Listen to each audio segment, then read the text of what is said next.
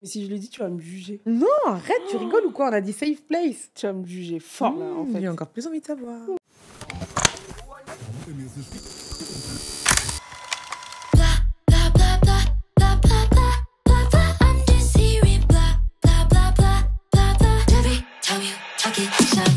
Hello tout le monde. Salut à tous. Comment ça va?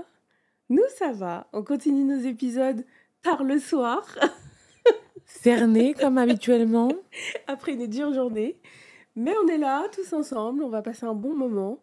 Aujourd'hui, je sais pas. Honnêtement, on en discutait là avec Sam. On sait pas trop quel format, en fait, on va adopter. Je pense qu'on va pas se prendre la tête. Je pense que c'est un petit peu la philosophie et le maître mot qu'on va adapter. Clairement. Hein. Et l'objectif? Voilà. Je pense qu'on va suivre un petit peu le fil de nos envies de conversation, mais on a pensé à une idée de concept. Vous nous direz ce que vous en pensez en commentaire.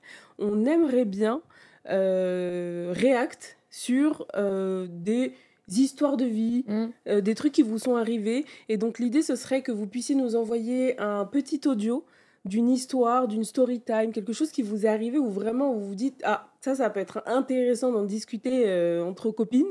Et on vous mettra quelque part, peut-être en barre de description, une adresse mail sur laquelle vous pouvez nous envoyer ça.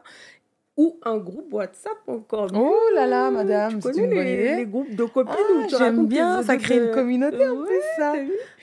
On veut être dans l'interaction, en fait. Ouais. Clairement.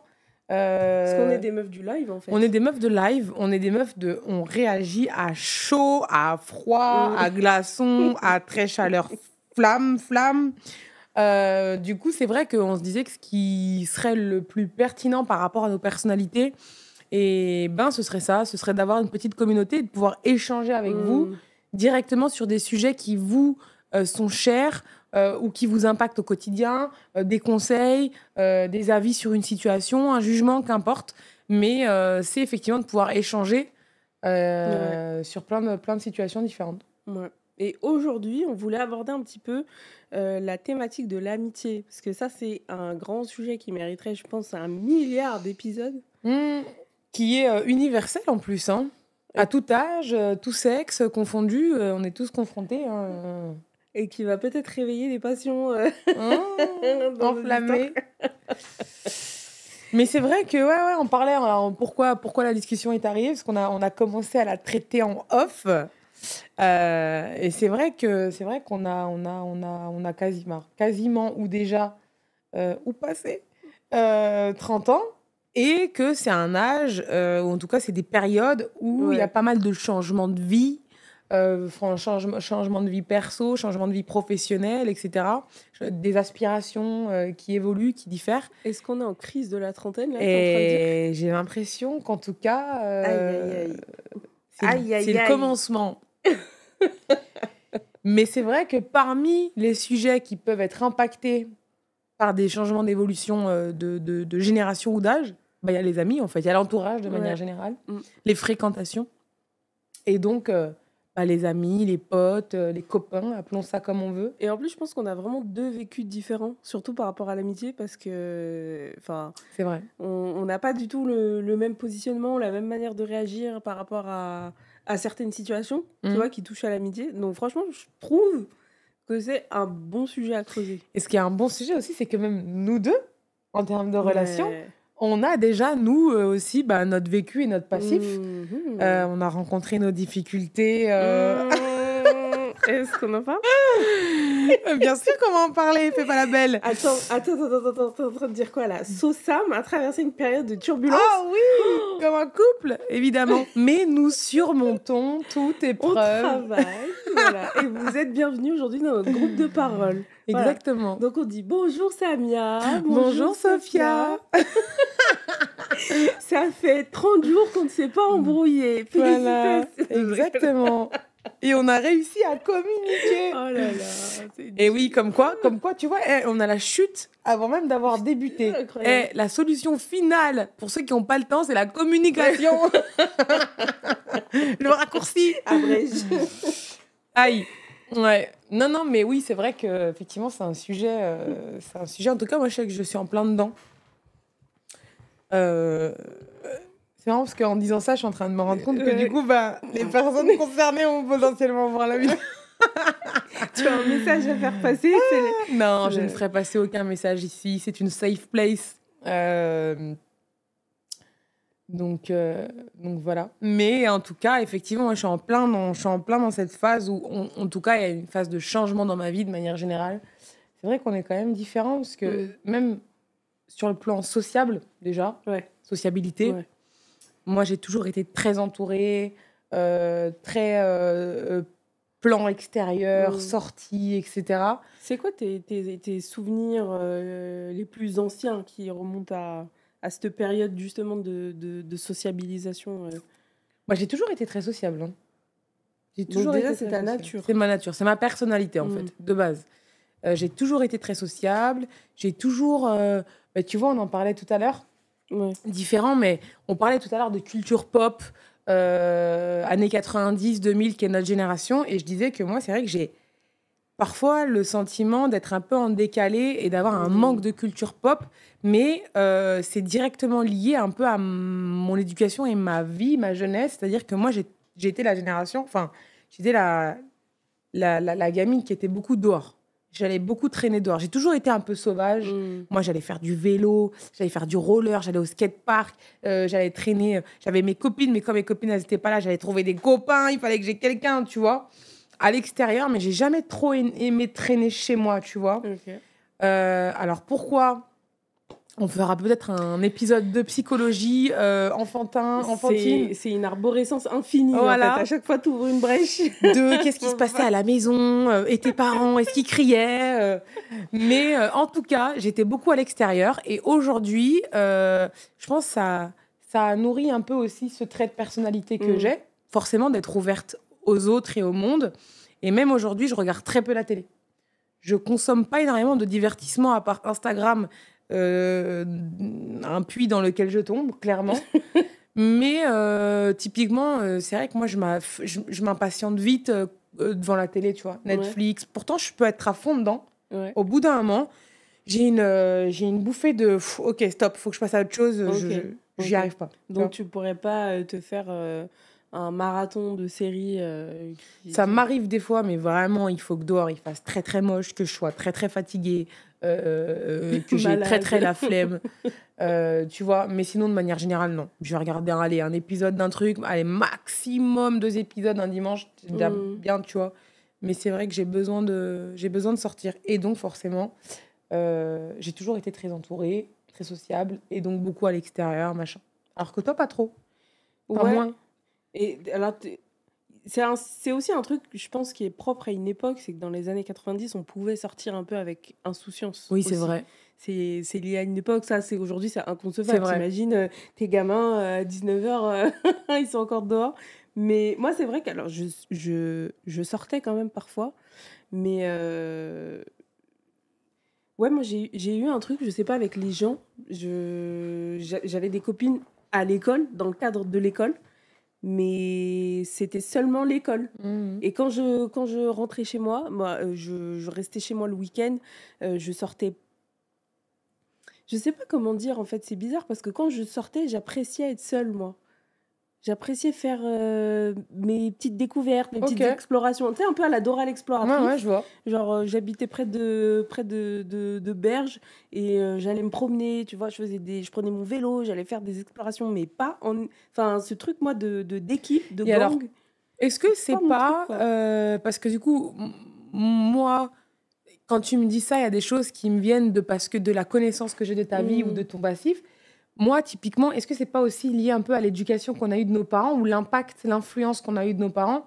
Typiquement, toi, alors peut-être que je me trompe, mais tu as eu peut-être dans ton enfance moins la possibilité de sortir, tu avais peut-être plus de restrictions de mémoire, sans rentrer dans le détail. Et moi, c'est un peu le contraire. Tu as vu ma mère elle savait pas si elle pouvait ne pas me voir 2-3 heures, on était pas mal. Après, on n'est pas dans le même contexte. Elle a grandi en centre-ville. Elle parle de Berges, la ville, etc. Moi, j'ai grandi en périphérie. Ouais, plus proche de la... plutôt en campagne. Et du coup, c'est vrai que j'habitais dans une résidence Donc déjà, tu es dans un environnement plus safe, plus sécurisé. Il y avait d'autres enfants qui sortaient, donc on avait un peu des habitudes comme ça, où on se retrouvait. Nos parents savaient où on était, il n'y avait qu'une zone où on pouvait se trouver. Il y avait toujours aussi parfois des adultes qui traînaient, tu vois. Donc c'est vrai que c'était quand même tout de suite un climat plus de confiance, où tu savais que toi, tu es chez toi, mais vas-y, il y a madame machin qui est probablement dehors ou dans son jardin, elle a un œil. Tu vois ce que je veux dire? Ou alors, il y a la génération de juste au-dessus qui, eux aussi, traînent. Bon, on n'a pas les mêmes activités, mais ils traînent dans le secteur, donc ils peuvent avoir un regard sur nous. Il y avait ce truc un peu communauté, tu vois, où chacun veille un peu les uns sur les autres, machin. Donc, de ce fait, les parents étaient beaucoup plus sereins parce qu'ils savaient qu'il y avait d'autres gens dans la résidence. Alors qu'à contrario, nous, on venait se chercher les uns les autres. On habitait dans un... Nous, on appelait ça un quartier, mais c'était même pas un quartier, en fait. C'était une rue passante. Et il fallait qu'il y en ait une qui ait l'autorisation de sortir, qu'elle traverse toute la grande rue. Elle arrive chez l'une. S'il vous plaît, madame, est-ce que Sophia, elle peut sortir? Oui, après, tac, on s'engraine, on va chercher une autre. Après, on va chercher une autre. En fait, il fallait qu'on soit 5 ou 6, tu vois, avant de se retrouver. C'était pas garanti. Tu vois, souvent, les plans étaient compromis. Tu vas chercher une pote, elle peut pas sortir. Elle est punie. Elle est keblo, là, aujourd'hui. Bah, tu vois, ça, c'est la différence de ville. C'est marrant parce qu'on avait prévu un jour d'aborder un sujet comme ça, je crois. Ville-campagne, le combat. Bah, typiquement, ça, déjà, on n'a pas eu la même enfance, de par l'endroit où on a grandi, tu vois. Mais c'est vrai qu'en tout cas, pour revenir à nos moutons, voilà. Moi, ça a, quelque part, je pense, aussi forgé cette personnalité où j'ai eu l'habitude de beaucoup être dehors, déjà, et avec les autres. Et en développant tes relations avec bah, principalement, c'est des camarades de classe au début, après ça devient peut-être des amis plus. À quel moment tu as pris conscience de certains traits de ta personnalité, comme le fait de ce que je connais de toi, le fait d'être un peu leader, tu vois, d'aller engrainer un peu les autres, de faire partie d'avoir ce truc solaire que tu as aujourd'hui, tu vois, de facilement traîner les gens. Est-ce qu'il y a un moment où tu t'en es rendu compte, ou vraiment c'est quelque chose qui a toujours été naturel et inné chez toi? Alors, c'est deux questions différentes. Déjà, je prends ça pour un compliment. Ça me fait plaisir. Je ne sais pas si c'est la réalité de ce que j'incarnais auprès de tous et chacun, je pense pas. Mais pour le premier point, quand est-ce que je m'en suis rendu compte? J'y répondrai juste après parce qu'il est étroitement lié au deuxième point. Le deuxième point, c'est est-ce que j'ai toujours eu ce truc un peu là de leader, d'entraîner? Oui, mais je m'en suis pas rendu compte. Je m'en rendais pas compte avant. C'est-à-dire que quand j'étais plus jeune, par exemple au collège, j'avais des amis, par exemple. Disons que j'étais pas la victime du collège, tu vois. Et j'ai toujours eu énormément de mal avec l'injustice de manière générale. C'est-à-dire que on a malheureusement dans les écoles, en plus là on parle de ça, c'est un peu... c'est toujours d'actualité. C'est toujours d'actualité. Il y a eu la rentrée il n'y a pas longtemps, etc. D'ailleurs, soyez vigilants si vous avez des enfants ou des ados ou autres. C'est vrai que c'est pas un sujet évident. Et il y aura toujours du harcèlement à l'école, des enfants qui sont mis de côté, etc. Et ça, moi, je ne faisais pas partie de ces personnes, Dieu merci. Mais j'ai toujours été très impactée émotionnellement. J'ai toujours fait preuve de beaucoup d'empathie. Et en fait, j'utilisais alors, j'aime pas dire ça parce que ça fait prétentieux, mais j'allais dire mon influence. Mais en fait, la popularité, tu vois, que je pouvais avoir pour défendre, tu vois, des situations qui, à mon sens, étaient injustes. Et donc, mais ça, du coup, c'est la question que tu me disais, quand est-ce que tu t'en es rendu compte? À ce moment-là, je ne me rendais pas compte de l'influence que je pouvais avoir, du rôle que je pouvais avoir et de l'impact que je pouvais avoir sur des gens, tu vois. C'est plus tard, en grandissant, que effectivement, quand tu repenses, machin, tu te rends compte que tu as toujours un peu été comme ça, ou moteur, ou ce genre de choses. Mais donc, je ne m'en rendais pas compte et je m'en suis rendu compte plus tardivement, lycée, même après le lycée, parce que le lycée n'a pas été forcément évident pour moi, étrangement, ouais. Je n'ai pas une très bonne expérience de mon lycée. Alors que tu vois... c'est vrai que de manière générale, dans ma vie, j'ai toujours ce truc de, voilà, je donne des idées, j'entraîne un peu les gens, mais parce que je suis une rêveuse. Je suis une rêveuse, je suis du feu, moi. C'est-à-dire que j'ai un tempérament de feu. Ah, on commence à te connaître. Voilà, quand je parle de quelque chose, j'arrive à t'embarquer, mais vas-y, t'as pas envie, t'es fatigué. Mais si, je te jure, ça pète sa mère, viens, on y va. Et du coup, les gens, ils sont en mode, ah là là, ça donne envie. Bref, j'arrive un peu à, tu vois, d'ailleurs, j'ai fait une carrière dans le commerce. Voilà. Mais au lycée, ça s'est pas passé comme ça. Ah ouais. Non, c'est vraiment la seule période où je sais pas trop où j'avais atterri. C'était un peu trop le bled pour moi, tu vois. Ok. Mais en tout cas, je m'en suis rendu compte donc plus tard. Ok. Et le lycée, ça a été ta période la plus sombre Ouais, j'ai pas kiffé. J'étais dans un lycée pro. Et j'avais des amis et tout. Hein. Tu sais, j'ai jamais été mise vraiment de côté, tu vois. Mais j'avais des conflits avec certains profils, des fortes personnalités. D'ailleurs, aujourd'hui, on est en très bonne relation. Des fois, on est amené à se voir avec des personnes. Je pense à une fille en particulier avec qui ça a été très, très, très, très conflictuel. On s'était bagarré une fois. Et ça m'a un peu pourri une période de mon lycée, tu vois. Mais parce qu'en fait, on était des caractères de tempérament de feu, de fort tempérament. Et forcément, il y avait conflit d'intérêts parce qu'on avait toutes les deux des tempéraments un peu leaders. Et en fait, on se marchait sur les pieds. Donc, ça fait des étincelles. Et du coup, ça m'a un peu déstabilisée à ce moment-là, tu vois. C'est marrant, ça me fait penser à un truc, moi. Paradoxalement. Oh, mais si je le dis, tu vas me juger. Non, arrête, tu rigoles ou quoi? On a dit safe place. Tu vas me juger fort, là, en fait. J'ai encore plus envie de savoir. J'ai été persécutrice. Oh, persécutrice? J'ai bouli quelqu'un. Ah, je t'en veux, hein. Je te juge pas, mais je t'en veux. Tu me juges pas, mais tu m'en veux, tu me juges un peu quand même. Vas-y, explique. Développe. Je sais pas pourquoi, j'ai eu une période, mais vraiment... Bref, je te raconte toute l'histoire. Mais j'ai eu une période... Alors, c'était à l'école primaire. Oh. C'était très tôt, en précoce, plus, hein. Ouais. Et je sais pas pourquoi, il y avait une meuf un peu faible, tu vois, d'apparence, de comportement, d'attitude, un peu faible, tu vois. Et je sais pas pourquoi, vraiment une histoire, c'est parti d'un rien. En fait, quand on rentrait sur le chemin de l'école, il y avait un grenier à un moment donné avec comment on appelle ça, une petite fenêtre, tu sais, les petites lucarnes qui te donnent de la lumière, mais cette fenêtre, elle était un peu brouillée. Et en fait, dans cette cave, il y avait probablement, tu vois, une statue comme on en voit dans les musées, une statue grecque, un truc, voilà, mais une statue de plâtre blanche. Et à l'époque, on s'amusait à se faire peur, les trucs de la Dame Blanche, machin, un truc comme ça, voilà. Et quand tu rentres le soir de l'école en hiver... T'es en panique. Bah, c'est 17h, il fait nuit, en fait, surtout. Et je sais pas pourquoi, à un moment donné, genre, ça m'a pris comme ça, d'un coup. Ça m'amusait de faire peur à cette meuf. Et à cette période-là, je ne me rendais pas compte. Moi, ça me faisait rigoler de me dire « Ah, mais c'est marrant. » Enfin, tu vois, c'est... Oui. C'est drôle, elle a peur de ça, la dame blanche. Du coup, après, ça va, c'est pas mal. À la base, c'est pas malsain, mais effectivement, elle a du mal de vivre. Mais je me rendais pas compte, en fait. Et j'ai pris conscience des années plus tard, quand j'ai revu son nom sur Facebook. Ça m'a rappelé ses souvenirs.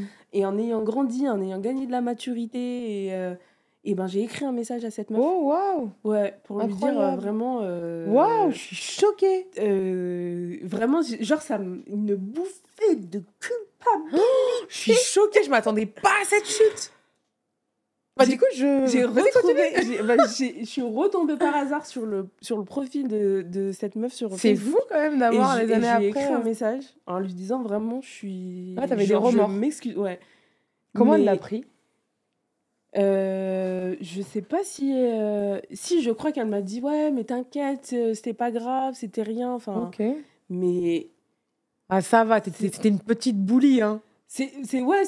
En plus c'était sur une période, tu vois, c'était vraiment ok, la meuf ça lui fait peur, nanana, un soir elle est rentrée chez elle peut-être en pleurs et en fait tu t'en rends pas nécessairement compte, et en plus t'as souvent un effet de groupe, tu vois, c'est ça le pire, c'est quand ça part comme ça. Et genre pris de remords des années et des années après. Fou. Bravo déjà, parce que franchement je m'attendais pas du tout à cette chute. Mais que tu aies pris l'initiative de faire ça, je trouve ça... Et en fait, à un moment donné, surtout... Alors, je ne l'ai pas fait avec une intention précise, tu vois, de retrouver la meuf et de dire je vais m'excuser. Non. C'est vraiment parce que son profil, il m'était tombé dessus par hasard et ça m'a remonté des souvenirs.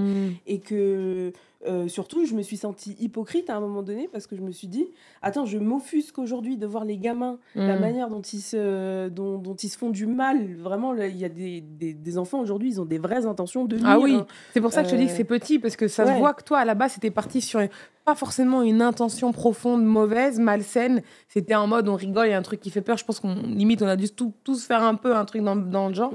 C'est-à-dire qu'aujourd'hui, ils sont profondément malsains. C'est-à-dire que, je sais pas si c'est des traumas intergénérationnels qui portent des ancêtres, mais le gamin est mauvais. Ils sont vraiment méchants. C'est-à-dire que c'est volontaire, ils veulent faire souffrir. Oh, t'as vu ce qu'on lit dans les journaux ? Oh, j'ai pas cité des phrases de fous, mais ils disent des trucs de fous. Ils se menacent de faire des trucs de fous. Et je m'étais rendu compte de ça, du fait que de ce côté où je me sentais un peu hypocrite, tu vois, de m'être offusquée de ce qui se passe dans l'actualité aujourd'hui. Et alors que j'ai eu une période moi-même où... et en fait, on s'en rend pas compte. Après, quand tu fais une thérapie, quand tu vois un psychologue, pendant quelques temps, tu te rends compte que c'est toi-même un trauma. Mais voilà, là, en tout cas, j'ai eu cette période. Comme quoi, tu vois. Incroyable. C'est un petit aspect sombre de ma vie, mais ça existait. Et je veillerai, en tout cas, à ce que mes enfants... ne le soient pas. Ouais. Ni dans un camp, ni dans l'autre. Hein. Mais c'est fou, hein. Enfin, est-ce que tu aurais deviné ça Jamais de la vie. Jamais de la vie. Bon, en tout cas, c'est vrai qu'on est en train de dévier vers le harcèlement. Au final, la vidéo va tourner. Mais c'est un sujet hyper important aussi. Hein. C'est un sujet vaste, très, très vaste. Mais en parlant d'amis, de machin, ça m'a fait... Enfin, quand tu m'as dit que le lycée, c'était un peu une période sombre, bah, tu vois, vrai. c'était encore bien avant. Mais je pense qu'on a tous, à un moment donné, peu importe le profil qu'on avait, on a tous été confrontés à une situation conflictuelle avec quelqu'un où ça ne matche pas, où on va être pointé du doigt, où on va rigoler sur toi, sur un truc, tu vois, et on le vit mal parce qu'en plus, on est plein d'ego quand on est jeune, on se cherche, on essaie de prouver aux autres, de prouver sa valeur, etc. Donc, c'est vrai que je pense qu'on a tous, à un moment donné, que ce soit primaire, collège, lycée ou autre, on a tous un peu été confrontés des fois à des situations pas évidentes d'un point de vue relationnel. Et est-ce qu'il y a des personnes où, à un moment donné dans ta vie, ça a été tes sauces de fou malade? Ouais, bah et du jour au lendemain, plus rien. Plus de son, plus d'image. Ouais, j'ai un très bon exemple. Hein. Ah ouais. Bah justement, on revient sur le sujet principal. Je me réinstalle. Merci. Du coup, par contre, je suis en train de réaliser que souvent, moi, mes bails d'amitié, ça se finit pas très bien. Je te préviens, cousine, ça se trouve, dans 2 ans, toi et moi, on ne donne plus la moralité de l'histoire. Mais c'est vrai que moi, j'avais des sauces. Quand j'étais au collège, j'avais une petite bande là. On était grave proches. On allait tous zoner chez Laura. La vérité, Laura, on allait tous chez elle parce que nous, on était des Kaina, des Samia, des Sofiane. En fait, on ne pouvait pas recevoir la clique à la maison, tu vois. On allait tous au QG, chez QG. J'étais chez Laura. Laura, si tu passes par là, big up à toi, à ta mère et à ton chat. Mais on était tout ensemble, tout le temps, chez Laura. Et en fait, un jour, mais vraiment dinguerie. Et ça, c'est bien mon genre. Ça, c'est un truc qu'on pourra traiter un jour en sujet. Moi, j'ai envie de me confier à vous. Il y a un problème, j'ai un énorme problème. Franchement, je vous le dis, allez.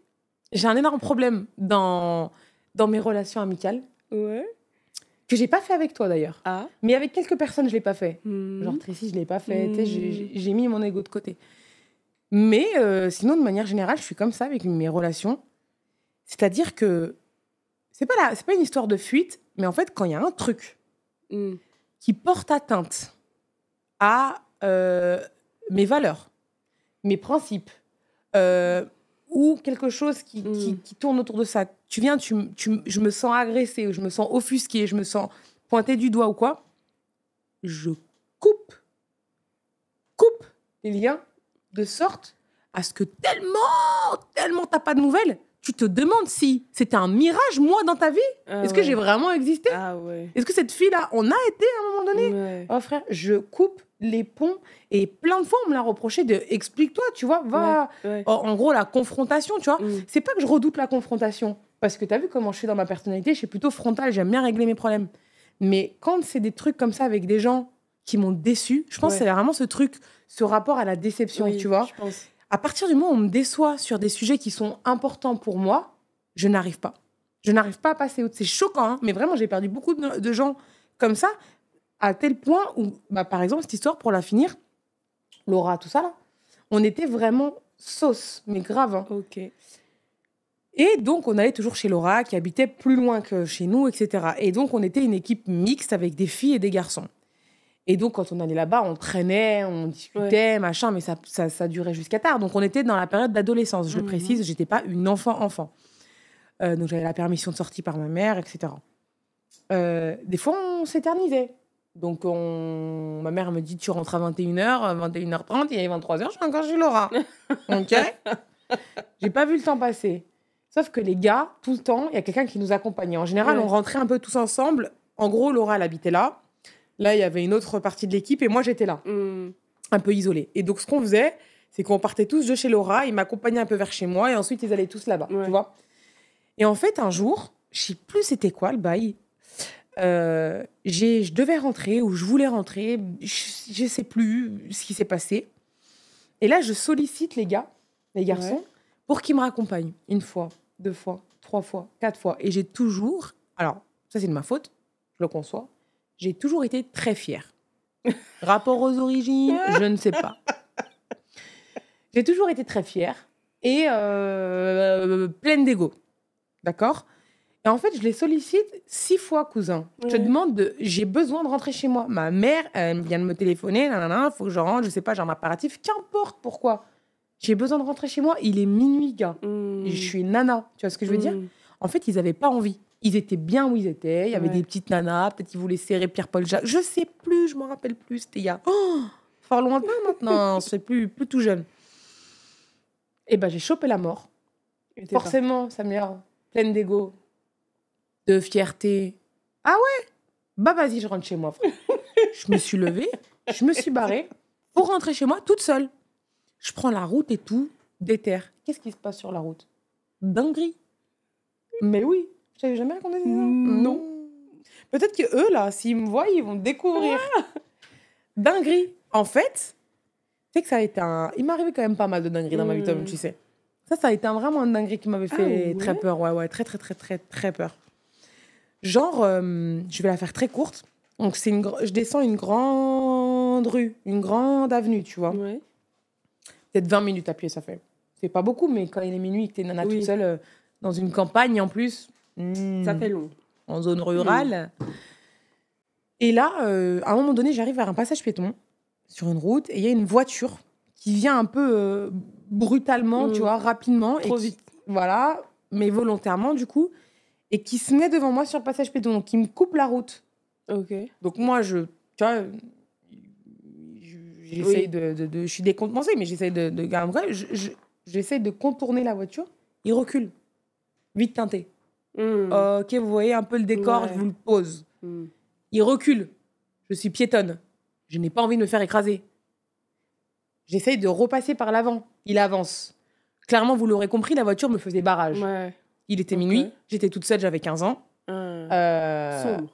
Zone rurale, personne dans la rue, à part des chats. Voilà le bail. Ça a duré. De là, il ouvre. Je crois qu'il me dit non, de l'autre côté, super. Là, il ouvre. Il y en a un, il ouvre la fenêtre. Des gars, alors loin de moi l'intention de pointer du doigt une quelconque ethnie, mais je dirais plutôt typologie Est. Au hasard, hein. Le nez, le visage, je sais pas. Aïe, aïe, aïe. Et là, 2 gars dans la voiture, et il me regarde et il me dit... Et ça, c'est là où c'est très, très fourbe. Parce qu'il me dit pas, ouais, machin. Il me dit, t'as peur ? Et là, à ce moment-là, à ce moment-là, après le jeu de tu veux passer là-bas, je recule, en gros, je te bloque le chemin, et tu me dis, t'as peur, toi, là, tes intentions sont mauvaises, mon ami. Donc, moi, je panique, mon cœur, boum, boum, boum, boum, boum. Donc là, je dis, pas du tout, je veux passer. Et il m'a dit, bah vas-y. Donc j'avance, il re-avance. Bref, le truc a duré, bon, ça m'a paru être une éternité, mais peut-être ça a duré 3 minutes. C'est énorme, 3 minutes de chien et chat. Chat et souris, là. Et du coup, je sais plus, à un moment donné, il se retourne vers son truc et il parle une autre langue. Donc voilà, c'est pour ça que j'ai l'impression un peu typologie Est. J'ai cru entendre une consonance un peu de l'Est. Il parle une langue avec l'un, il rigole et il me regarde. Mais je vous jure que dans le regard, j'ai vu le danger. Tu vois, des fois, on dit, tu vois les choses dans le regard des gens, la vérité, le mensonge. J'ai vu le danger, là. Et le gars, il me dit, je sais pas quoi. Et je sais plus, franchement, c'est flou, je me rappelle plus. Ça fait très longtemps que j'ai pas raconté cette histoire, tu vois.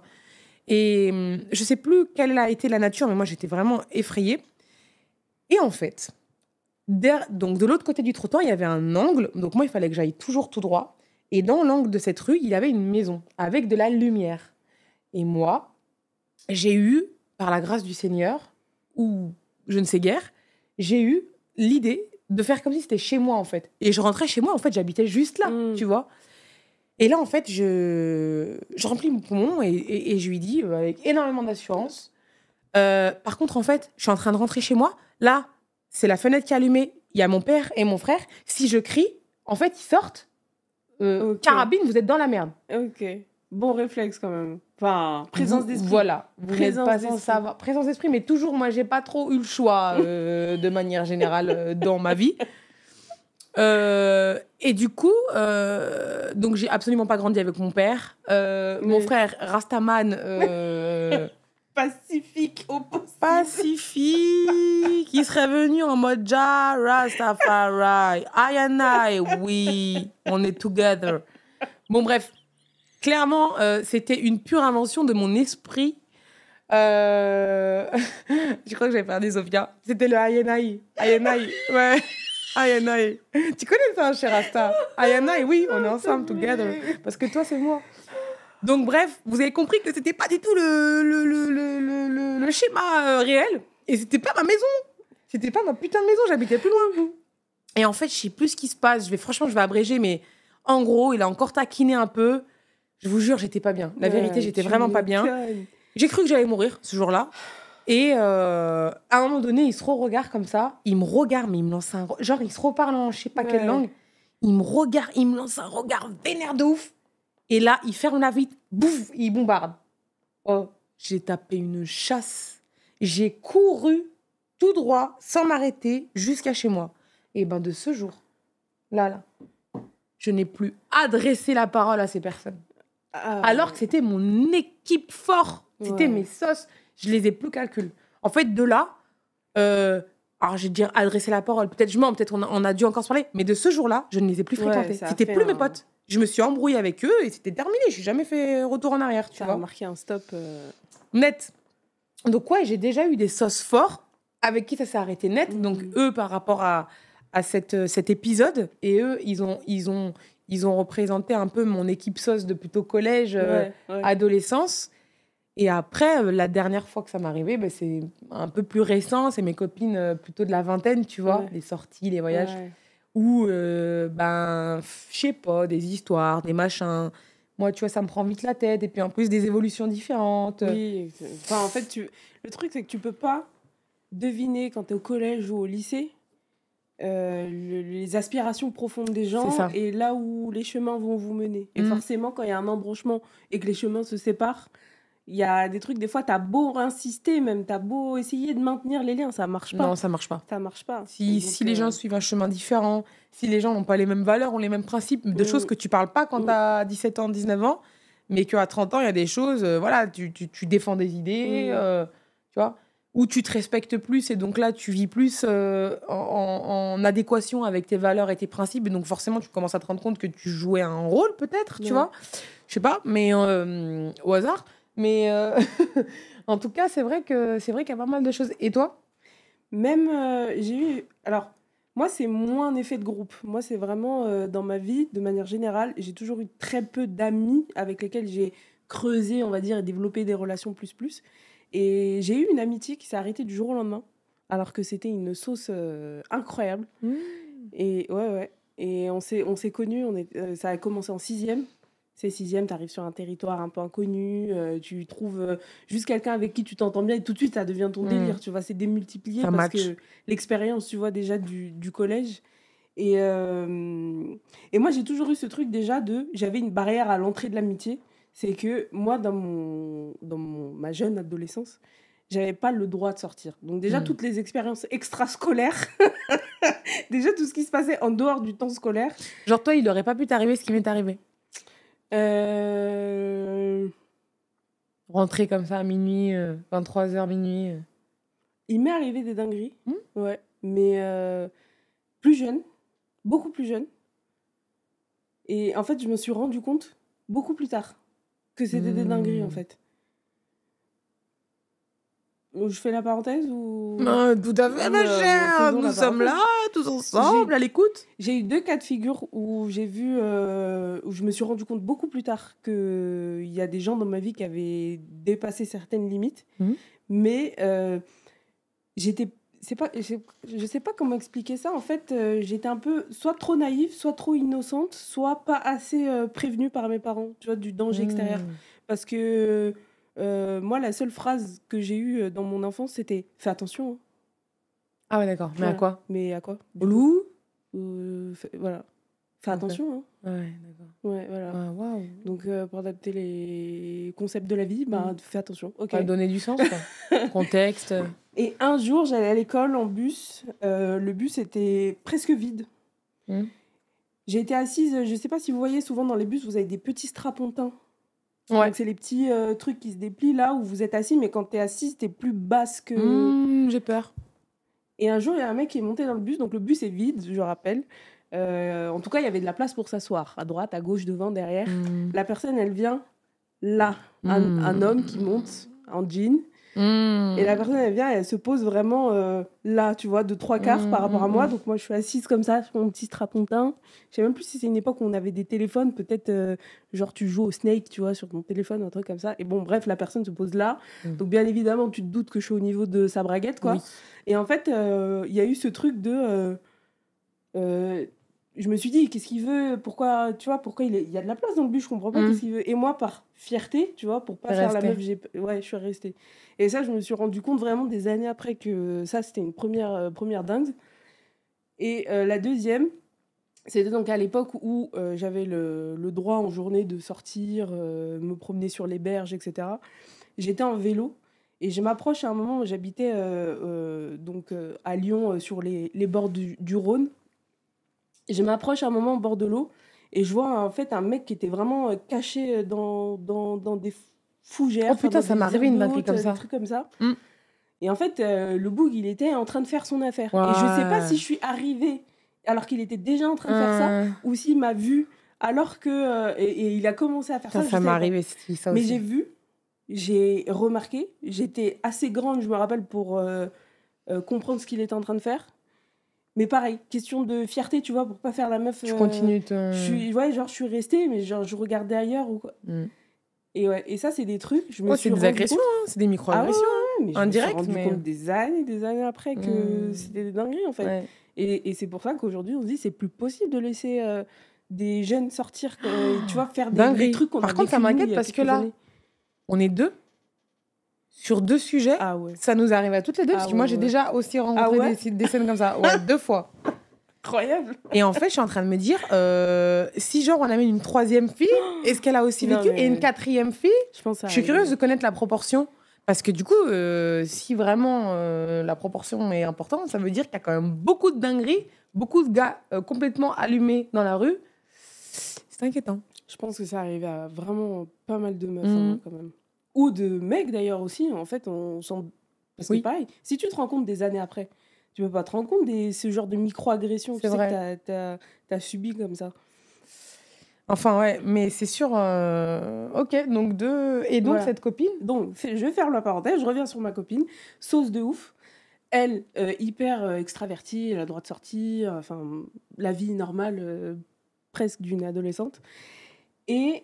on garde contact jusqu'à nos aux années de la vingtaine. Et moi, c'est à l'époque où je commence à fréquenter Tennessee.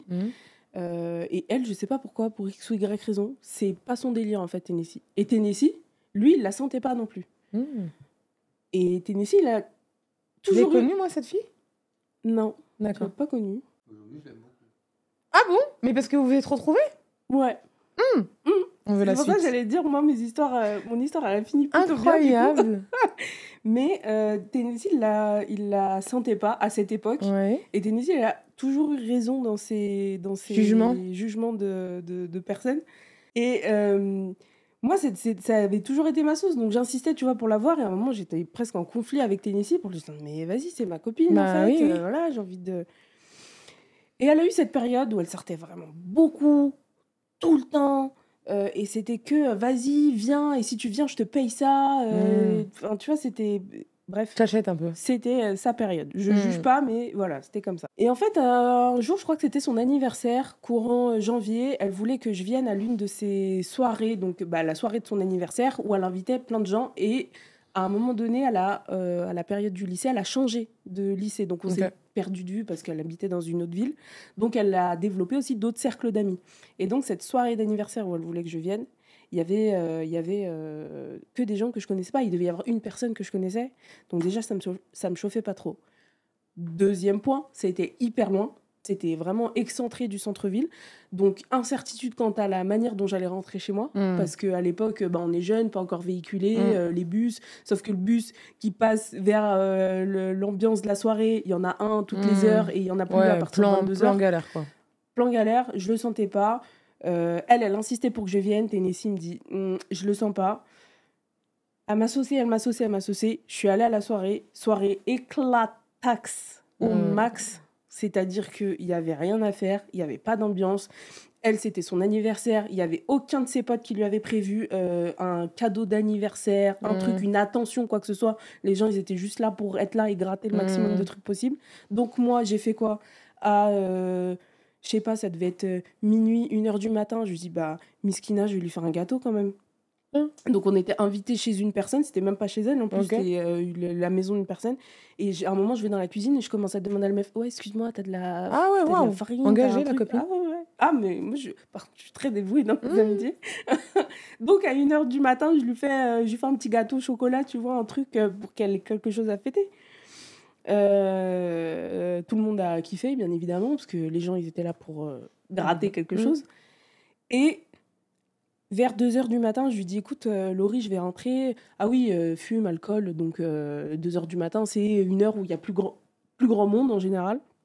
Et donc, je lui dis, ouais, Laurie, écoute, je vais rentrer. Est-ce qu'il y a un de tes potes qui part bientôt? Et encore, je suis pas difficile, tu vois. S'il y a quelqu'un qui part même dans 1 heure, j'attends 1 heure. Je dépends de la personne. Dans le train, quoi. Elle commence à sonder ses potes, mais ça met du temps, en fait. Et quand moi, j'ai décidé de rentrer... c'est déjà 2h du matin, je suis venue, je t'ai fait un gâteau, frère, je veux rentrer chez moi. Et en fait, il y a personne qui est motivé. Et en fait, 1 heure plus tard, il y a un mec qui habitait dans l'autre département d'à côté de là où on est, qui allait prendre la route. Et elle réussit à négocier avec ce mec que je ne connais ni d'Adam ni d'Ève, qui fasse un détour. Et moi, à l'époque, j'habitais en pur centre-ville de Lyon. Et le mec, après, lui, devait repartir dans Lyon. On monte ensemble et tout, on fait 500 mètres, donc on part de devant la soirée, on fait 500 mètres et le mec il commence à me dire en voiture, ouais, par contre, je vais pas pouvoir faire un détour, je vais te laisser par là. Comment ça, je vais te laisser par là? Je vais te laisser par là. Mais par là, là-bas? Alors le mec, pareil, je le connais pas, tu vois, donc déjà, je lui ai fait 15% confiance parce que je me suis dit, c'est un ami de ma pote, tu vois, elle l'a invité à son anniversaire, donc techniquement, c'est pas n'importe qui. Donc, 15% de confiance. On fait 500 mètres, le mec, il me dit ça. Je suis passée à moins 15, en fait. Comment ça, frérot? Alors, ok. Toi et moi, on n'a aucun espoir qu'il se passe quoi que ce soit. T'allais pas ramener la meuf la plus bonne de la soirée. Mais en fait, propose pas, en fait, si tu veux pas. Ah ouais, c'est ou chaud. dis non, carrément. Ouais, c'est très, très chaud, là. Du coup, c'était fini comment? Et donc, en gros, la soirée, elle était côté Quai-de-Saône. Et en gros, il m'a remonté sur Caluire. Ok. Et à Caluire, il me dit merci, au revoir, je te laisse par là. Donc en fait, il a fait moins d'1 kilomètre entre la soirée et Caluire. Il m'a acheté là-bas. Et je me suis retrouvée à 3h du matin. Pas de transport en commun, T'avais rien Uber? pour rentrer chez moi. Non, c'était une époque, ça n'existait pas, Oh là Uber. là, l'horreur, t'as fait comment? Ça n'existait pas, Uber. Jambe droite, jambe gauche. Je suis rentrée chez moi.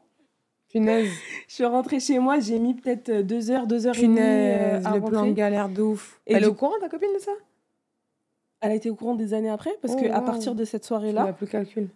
Ah oui. terminado, finito, Logique. paquito. Je lui ai dit je voulais pas venir parce que je savais que j'avais pas de moyens de rentrer chez moi. Ah, faut pas forcer, hein, Et le ça, game. ça s'était déjà passé dans une soirée précédente, mais j'étais moins loin de mon domicile, donc ça m'avait moins impacté.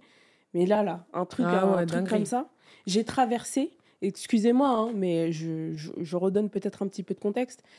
J'ai traversé Lyon de long en large. J'ai fait 12 ou 13 kilomètres pour rentrer chez moi, à pied, à 3h du matin, un dimanche matin, en sortie de boîte de nuit, Punaise. avec tout... avec tout ce que ça Tout ramasse. ce qu'il y a à Lyon. Voilà.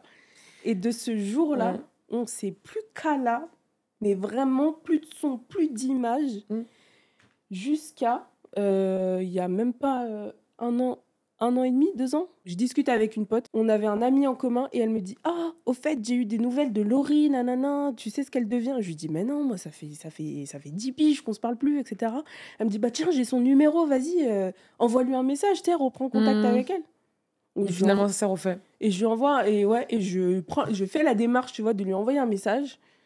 On discute, on se revoit une fois, on se parle de cet événement. Donc, elle apprend, elle, 10 ans après ce qui s'était passé. Et le pourquoi du comment, depuis, du jour au lendemain, il n'y a plus de son, d'image. Elle me dit, mais j'étais même pas au courant. Mais le mec, je l'aurais incendié si j'avais su ça. Je l'aurais brûlé et tout. Ouais, au tout début de la vidéo, la communication, messieurs, dames. Ah, non, Parce que là, tu vois, ce que j'étais en train de me dire dans ma tête, c'est que on parlait des amitiés, etc. C'était un peu le sujet de base. C'est vrai quand même que la plupart du temps, quand il y a coupage de pont, il y a déception. Ouais. Il y a un événement, en tout cas. Il y a un événement marquant qui vient entacher la nature de la relation, qui vient décevoir, contrarier ou autre. Et c'est souvent l'élément déclencheur d'une rupture amicale. Et c'est vrai que, encore une fois, la communication est venue résoudre le conflit des années plus tard, tu vois. Et typiquement, tout à l'heure, on a abordé que toutes les deux, on a rencontré, il n'y a pas très longtemps, un petit conflit d'intérêts. Et elle n'avait pas envie de communiquer, je tiens à le préciser à tous et à toutes et à chacun. Mais nous sommes parvenus à discuter, et pour le coup, heureusement, tu vois. Mais c'est vrai que... J'avoue que c'est quand même le sujet de base, hein, parce que dans tous les récits qu'on vient de raconter, si on avait eu à l'époque la maturité et l'intelligence de mettre l'ego de côté pour aller trouver l'autre et dire « Ok, il s'est passé tel événement, ça m'a directement impacté négativement. Moi, j'ai galéré, je me suis retrouvée dans telle galère par ta faute ou par la faute d'un tel. Sache que ça ne me plaît pas, d'accord ? Je ne cautionne pas ce type de délire ou de scène. » Peut-être ça aurait tout de suite décanté quelque chose, tu vois. Malheureusement, on n'a pas ce genre de maturité mais c'est vrai qu'on émotionnelle, pas, disons... ça s'apprend. Auparavant. Et encore, il y a des adultes qui ne l'ont pas. Ou nous, même, on a dans certaines situations, avec certaines personnes, on n'arrive pas encore. Mais en tout cas, avec cet ami en question, ça s'est vraiment bien terminé, parce qu'aujourd'hui, re-sauce... alors pas... Aujourd'hui, on a quand même des amitiés qui sont différentes, parce que chacun a sa vie, chacun a ses obligations, chacun son travail, etc. Mais on a repris ce niveau d'amitié, en tout cas, qu'on avait il y a quelques années. Donc, Laurie, si tu passes par là, je te fais des bisous. J'espère que tu te seras reconnue dans cette histoire. Je pense que pour ce dernier point de la vidéo, il faut quand même qu'on parle de ce qui s'est passé entre nous, parce qu'on ne peut pas taire l'histoire. Ah ouais, tu veux parler ? On ne peut pas taire le sujet. Il faut qu'on explique. On peut pas dire oui, on s'embrouille, après on fait des vidéos, après... disons qu'on a été pas en accord sur une situation. Mise à l'épreuve, notre amitié, Mise à dirais. l'épreuve, ouais, c'est vrai, c'est vrai. Ouais. J'ai une part de responsabilité.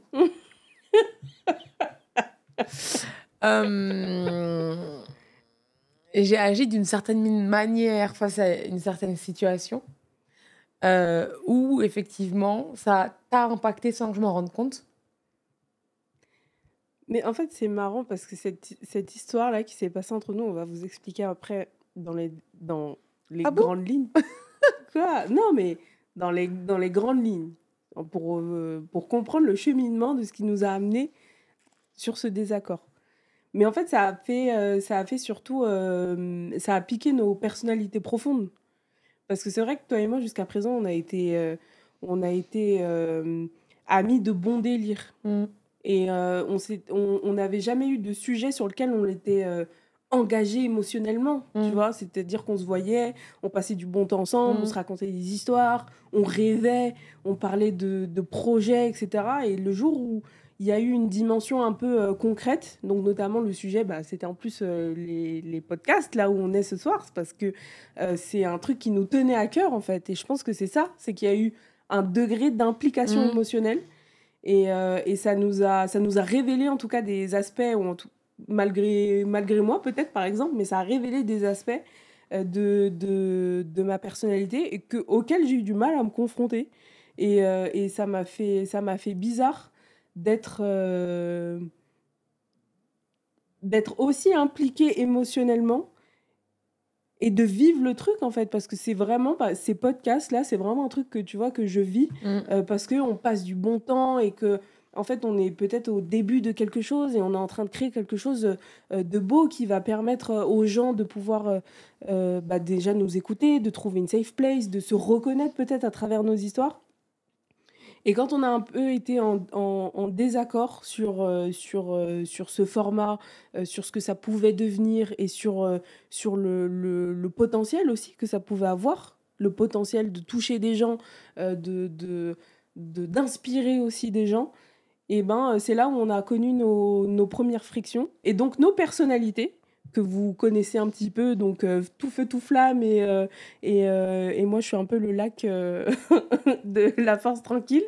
Et moi en fait j'ai pris du recul et je me suis un petit peu éloignée, beaucoup éloignée, et Pas de pareil. son, pas d'image. Ouais, voilà. Et toi, t'es venu me chercher justement parce que comme tu disais en plus tout à l'heure, toi t'as besoin de régler tes problèmes et t'as besoin d'aller confronter.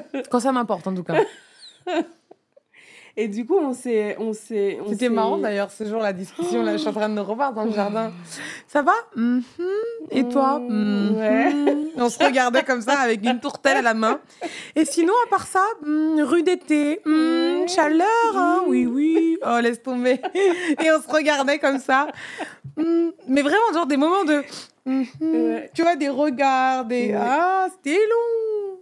Et en fait, on s'est rendu compte, enfin moi en tout cas, je me suis rendu compte à ce moment-là qu'on n'avait jamais communiqué avec une dimension émotionnelle, tu vois, c'est-à-dire de se raconter vraiment en toute transparence. Voilà, est-ce que tu vois ce que ça t'a fait? Parce qu'on n'avait jamais été impliqué émotionnellement dans la vie de l'autre, en fait. Ouais. C'est-à-dire que jusqu'à présent, on a toujours été proches. On s'est rencontrés dans une expérience professionnelle antérieure. Donc on a très rapidement matché. On s'était perdu de vue puis retrouvé, et on a toujours eu cette relation amicale, effectivement, où on avait on s'appuyait uniquement sur les points communs, sur les sujets qui nous rassemblaient, sur lesquels on partageait les mêmes visions, les mêmes points de vue, etc. Mais on n'a jamais été investis mutuellement sur des sujets avec de l'émotion, tu vois. Un investissement émotionnel. On n'a jamais partagé même un projet jusqu'à présent, tu vois. Ça, en fait, donc finalement, c'est vrai que ça a donné une dimension différente aussi à notre relation amicale, avec des enjeux, des engagements, des attentes, donc forcément des sentiments, du coup aussi différents, tu vois. Il y a eu tout un spectre de plein de choses différentes, et c'est vrai qu'on a nos deux personnalités avec des réactions différentes à des situations conflictuelles où tu as une So qui peut-être est plus introvertie par rapport à tout ce qu'elle nous a raconté de son enfance et sa jeunesse, où elle a tendance à... Voilà, elle aime bien être plutôt introvertie, seule, pas parler forcément, se couper. Et moi, alors, je suis très entourée, je suis très sociable, j'ai besoin de parler, je suis un papillon, voilà. On disait tout à l'heure tempérament de feu. Alors, autant je coupe court quand il y a quelque chose, autant quand c'est vraiment des personnes où il y a un impact, en tout cas, ça représente vraiment quelque chose d'important pour moi, je vais avoir au contraire cette tendance à aller décanter la situation. Et donc, tu es venu me chercher. Je l'ai fait comme ça. Et vas-y, je t'écoute. Et tu m'en veux? Et j'ai fait quelque chose qui t'a fâché. Allez, parle-moi. Allez, dis-moi. Et Mais du coup, c'était bénéfique. Ouais, franchement, c'est un exercice qui n'est pas facile. J'avoue, c'est-à-dire que quand tu as une telle implication émotionnelle de se confronter et d'avoir peur de blesser la personne en face aussi, en faisant part de ce qui, toi, t'a touché, c'est pas facile. Vraiment, c'est un exercice qui n'est pas facile. Et si vous arrivez à le faire, c'est que du plus. Et donc, on a réussi, nous, à tant bien que mal, entre deux larmes, à faire cet exercice. Et ça nous a fait beaucoup de bien. Je pense qu'il y avait aussi 2-3 peut-être non-dits ou quoi qui ont été balayés. Et ça nous a permis justement de prendre du recul par rapport à la situation, par rapport à ce projet aussi, et d'aborder les choses d'une manière différente. Et donc, comme on le disait au début de la vidéo, l'idée, voilà, c'est justement de ne pas générer de l'attente et de prendre du plaisir en faisant ça. Il faut vraiment que ce soit notre leitmotiv pour faire ces vidéos, pour faire ce format et pour partager des choses avec vous. Parce que, je ne sais pas si vous avez remarqué quand même, on se dévoile beaucoup. J'avoue, quand on vous raconte des histoires. Et donc, l'exercice, il n'est pas aussi évident pour nous. Et ça, en fait, et ça creuse aussi notre amitié, parce que plus on fait ça, plus on s'investit dans ce projet, plus il y a de l'investissement émotionnel. On parle beaucoup d'émotions, là. Mais il y a de l'investissement, il y a de l'implication. Et ça renforce aussi, en tout cas, ça travaille nos liens d'amitié. Donc, c'était toute la thématique de cette vidéo. Et... tout a reposé justement sur cet exercice de communication qui n'était pas facile, mais qui était nécessaire pour pouvoir avancer, pour pouvoir aller de l'avant. Et on l'a fait, on l'a surmonté. Aujourd'hui, ça va mieux. Ça a ancré quand même quelque chose, moi, je trouve. Ça a quand même marqué un tournant. Ouais, je suis d'accord. Parce qu'au début, jusqu'à présent, on était vraiment dans la légèreté, dans le... Il y a un engagement différent dans la relation. C'est vrai, je suis d'accord. Mais... Comme quoi, c'est vrai que d'où on en revient encore au même sujet, d'où l'importance de dire ce qui ne va pas.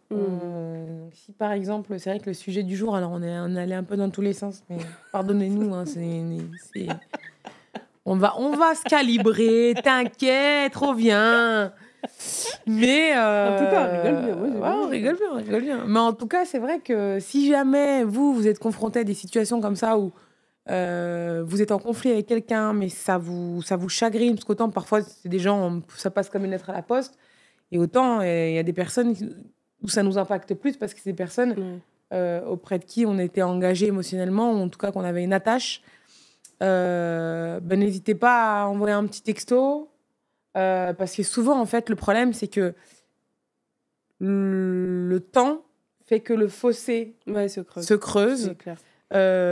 On est tous emplis d'ego et on refuse de faire le premier pas. Mais parfois, c'est comment dire le mot ? On se tire dans les pattes, quoi.